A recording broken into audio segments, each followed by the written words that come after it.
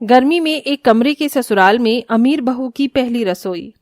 दृष्टि, तुम मेरी बातों को समझने की कोशिश क्यों नहीं कर रही हो? क्यों समझूं मैं तुम्हारी बातों को?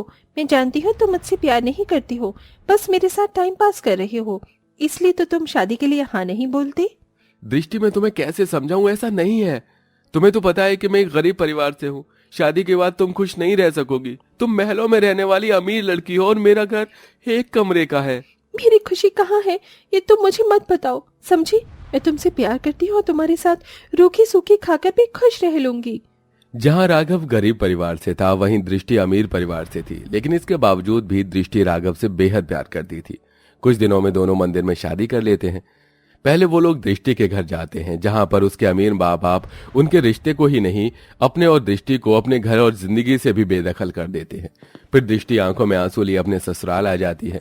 राघव जैसे ही दृष्टि को अपने घर लेकर जाता है तो उसके घर वाले काफी ज्यादा हैरान होते हैं। वहीं दृष्टि भी राघव के घर को देखकर काफी हैरान होती है। इतना छोटा घर, इस घर में मैं कैसे रहूंगी? मेरा तो बाथरूम भी इस घर से बड़ा होगा। राघव, ये सब क्या है? तूने हमसे बिना पूछे इतना बड़ा फैसला कैसे ले लिया? माँ, बाबा, भैया, भाभी, मैं जानता हूँ मैंने गलती की है, लेकिन मैं दृष्टि से बहुत प्यार करता हूँ, इसलिए हम दोनों ने मंदिर में शादी कर ली। दृष्टि के माँ बाप ने हमारे रिश्ते को नहीं अपनाया, इसलिए अब ये एक कमरे का ससुराल ही इसका घर है और हम सब इसका परिवार। राघव के परिवार वाले उससे गुस्सा थे, लेकिन दृष्टि को देखकर और उसकी आप बीती जानकर वो सब शांत हो जाते हैं, जिसके बाद सभी मिलकर दृष्टि का गृह प्रवेश करते हैं।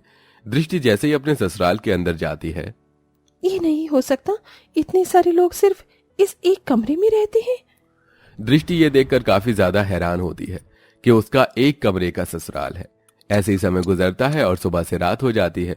रात होने के बाद अमरजीत और नरेश बाहर आंगन में जाकर सो जाते हैं।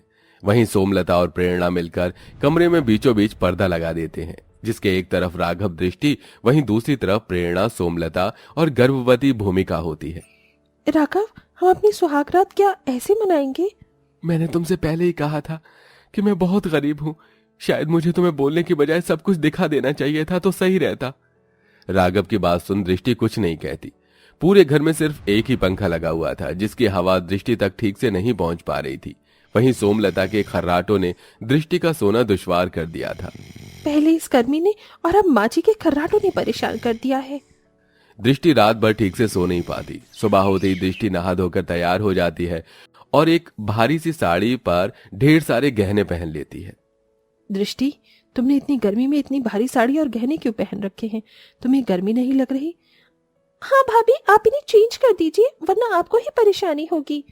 ये साड़ी और गहने तो मैंने खास तौर पर इसीलिए बनवाए थे ताकि मैं शादी के बाद इन्हें पहनूं, लेकिन ये लोग सही कह रहे हैं, मुझे तो अभी से ही गर्मी लगना शुरू हो गई है। दृष्टि भारी सी साड़ी और गहने उतार कर एक सिंपल सी साड़ी पहन लेती है।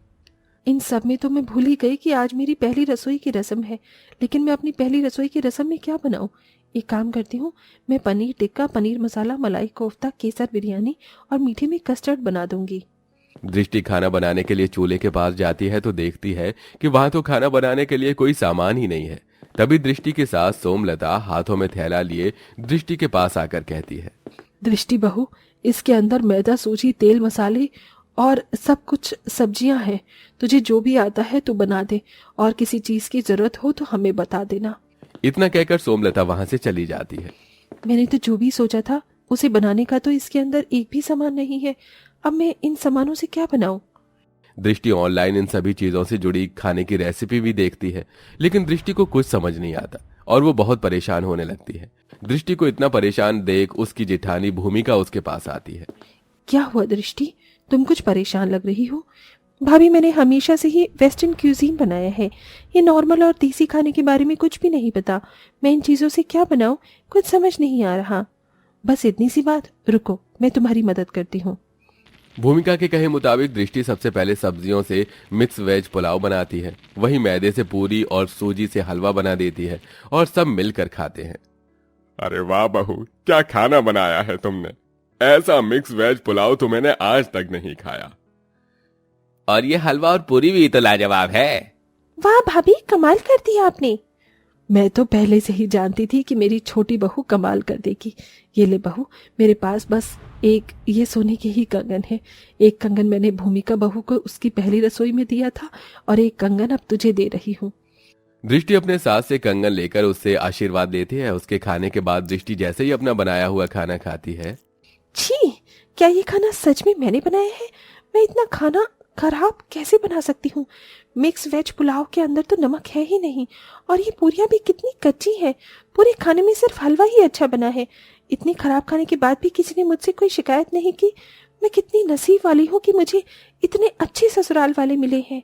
दृष्टि के ससुराल वाले उसका काफी अच्छे से ख्याल रखते हैं। गर्मी के मौसम में वो सभी लोग दृष्टि से कोई ज्यादा काम नहीं करवाते। साथ ही साथ कभी कुल्फी तो कभी बर्फ का गोला उसके लिए लेकर आते हैं। लेकिन गर्मी के मौसम में एक कमरे के ससुराल में दृष्टि को परेशानियों का सामना भी काफी ज्यादा करना पड़ता है। ये देखो, मैं तुम्हारे लिए कितने प्यारे गजरे लेकर आया हूँ। खुशबू तो बहुत अच्छी है। अपने हाथों से इन्हें मेरे बालों में लगा दो। राघव दृष्टि के बालों में गजरे लगा रहा होता है कि तभी अचानक अमरजीत आ जाता है, जिसे देख राघव और दृष्टि हैरान हो जाते हैं। अमरजीत शर्मा कर बाहर चला जाता है। इन सबसे बेचारी दृष्टि को काफी शर्म आती है। एक कमरे के ससुराल की वजह से राघव और दृष्टि को एक दूसरे के लिए वक्त नहीं मिल पा रहा था, जिसके चलते दोनों ही काफी परेशान रहते हैं। भाभी, क्या हुआ आपको? आपको सुबह से उल्टियां हो रही हैं। आप मेरे साथ डॉक्टर के पास चलिए। नहीं दृष्टि, मैं ठीक हूँ। वो गर्मी है ना, तो बेचैनी की वजह से हो रही होंगी। भूमिका 8 महीने की गर्भवती थी। ऐसी हालत में जहां गर्मी के मौसम में प्रेग्नेंट औरतें एसी कूलर की ठंडी हवा में रहती हैं, ठंडी ठंडी चीज खाती हैं, वहीं बेचारी भूमिका को एक कमरे के घर में गर्मी में घुटन में रहना पड़ता है, जिससे उसकी तबीयत अक्सर खराब रहती थी। ये क्या शांति, अब तो तुम्हारी दूसरी बहू भी आ गई है। फिर भी तुम सब लोग एक ही कमरे में रह रहे हो। मुझे तो लगता है तुम्हारी बेटी की डोली भी इस एक कमरे के घर से ही उठेगी। अपनी पड़ोसन रागिनी की बात सुनकर शांति को बहुत शर्म महसूस होती है। वहीं दूर खड़ी दृष्टि को भी ये सब बहुत बुरा लगता है और ऐसे ही कुछ दिन और गुजर जाते हैं। इन गर्मी के दानों ने तो जान ही निकाल दी। ऊपर से खुजली है। भगवान, ये गर्मी का मौसम लाता ही क्यों है? इससे अच्छा तो ठंड का मौसम है। हाय, मुझे तो लगता है कि इस गर्मी में सिर्फ मैं ही परेशान हो रही हूँ। लेकिन नहीं, मुझे तो सिर्फ कुछ दिन ही हुए हैं और मेरे ससुराल वालों को तो न जाने कितने सालों से ये गर्मी सहन करनी पड़ रही है। मैं इन लोगों को इस तरह और नहीं देख सकती। अब मुझे राघव से बात करनी ही होगी। लेकिन दृष्टि, जो तुम कह रही हो वो इतना आसान नहीं है। आसान नहीं है, लेकिन नामुमकिन भी नहीं है। राघव, तुम तो जानते हो कि मैंने अपनी पढ़ाई अब्रॉड से की है, लेकिन मुझे यहाँ की किसी बड़ी भी कंपनी में आसानी से नौकरी मिल जाएगी। और एक बार अगर मेरी नौकरी लग गई ना, तो हम दोनों मेहनत करेंगे और अपने परिवार के लिए एक बड़ा सा घर खरीदेंगे, जिसमें हर एक कमरे में एसी लगा होगा और किसी को भी गर्मी में एक कमरे के घर में घुटन में नहीं रहना होगा। दृष्टि की सुन राघव दृष्टि का साथ देता है। दृष्टि एक बड़ी सी कंपनी में इंटरव्यू देती है और दृष्टि की आसानी से जॉब भी लग जाती है, जिसके चलते अब दृष्टि बहुत मेहनत करती है और धीरे धीरे घर के लिए पैसे जोड़ती है। वहीं भूमिका की डिलीवरी के दिन भी पास आ जाते हैं, जहां वो एक बेटे को जन्म देती है। भाभी, कितना प्यारा है ना मुन्ना। मैं नहीं चाहती कि मेरे बच्चे को कोई तकलीफ हो। हम लोग तो जैसे तैसे गर्मी में उस एक घर के कमरे में रह लिए, लेकिन मेरा बच्चा कैसे रहेगा? भाभी, आप देखना, हमारा मुन्ना उस एक कमरे के घर में नहीं रहेगा। बस कुछ वक्त की ही और बात है। ऐसे ही कुछ वक्त और गुजर जाता है। दृष्टि एक बड़ा घर ले लेती है, जिसमें ढेर सारे कमरे होते हैं और उनसे गर्मी से बचने के लिए एसी भी लगा होता है। दृष्टि राघव सबकी आंखों पर पट्टी बांधकर उन्हें उस घर में लेकर जाते हैं। जैसे ही उनकी आंखों की पट्टी खोलते हैं, बहू, ये इतना बड़ा घर किसका है? माँ जी, ये घर हमारा है। क्या? हाँ माँ जी, अब से हम सभी इस घर में रहेंगे। देखिए, यहाँ कितने बड़े बड़े कमरे हैं।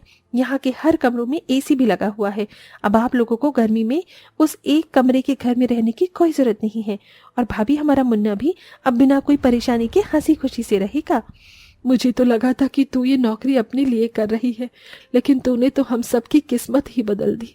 हम सबको उस छोटे से कमरे से लाकर इस बड़े से घर में रख दिया।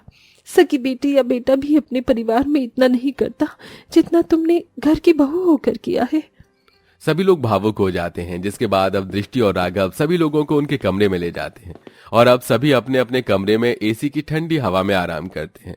वहीं दृष्टि और राघव मिलकर अब अपना बिजनेस स्टार्ट कर देते हैं और सभी हंसी खुशी रहते हैं।